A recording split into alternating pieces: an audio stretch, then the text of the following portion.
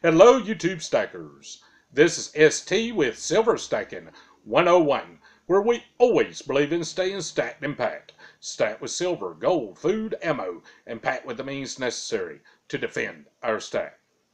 We are in the midweek video series, Silver and Government Policy. This is episode 3.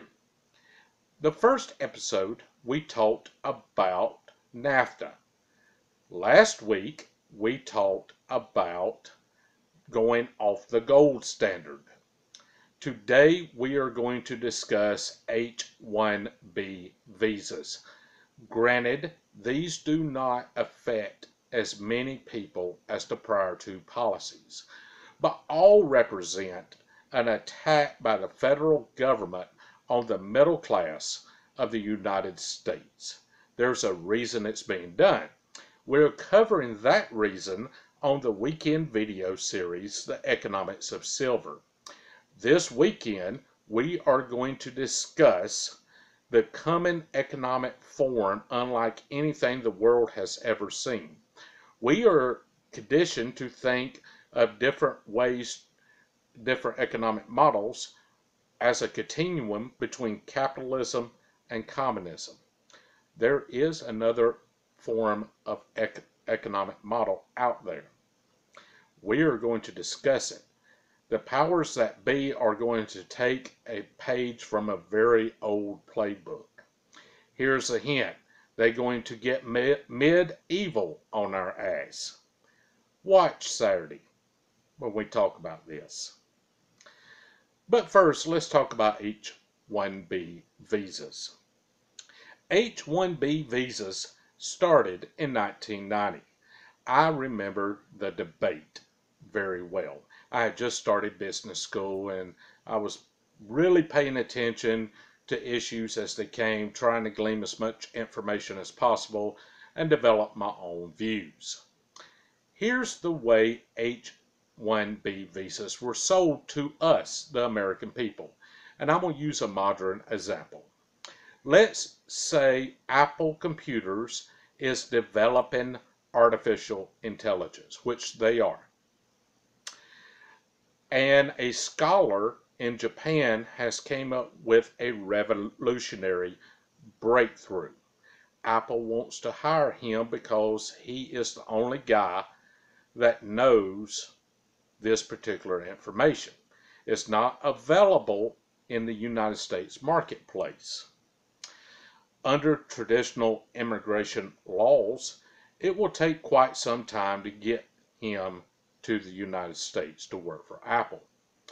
H-1B visas put in a fast lane in order to facilitate innovation to bring him here and bypass some of the waiting periods.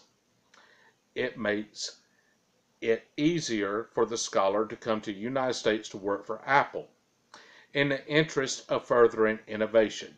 He has a skill set that cannot be attained here on the open market. Cool. Immigration should not hamper development. But, like many policies, what they sell it to us as and what actually happened are two vastly different items.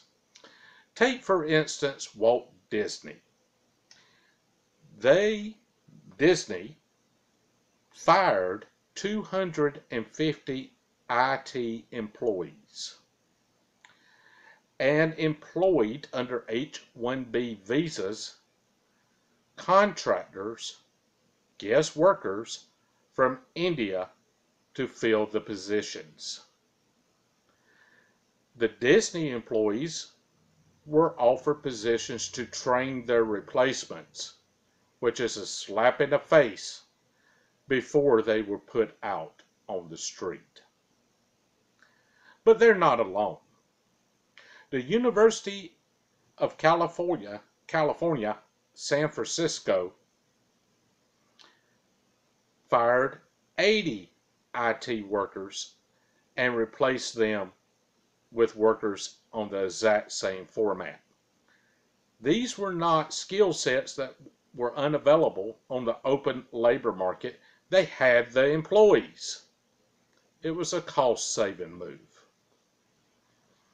Also, Southern California Edison fired 400 IT employees under the same situation.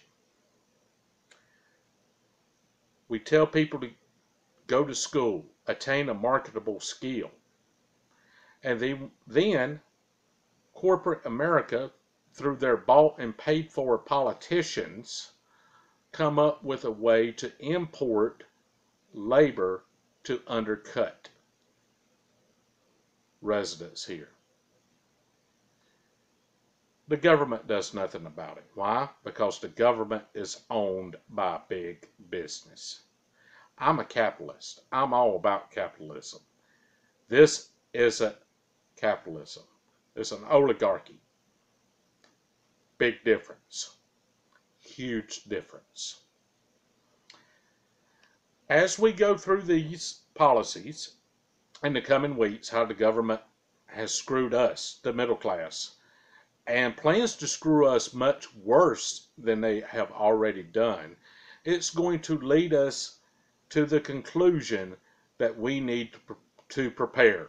And part of our preparation plan, part of it, needs to have silver and gold as a store of wealth and a means to trade at some point in the future, because our money supply is totally controlled by these same people.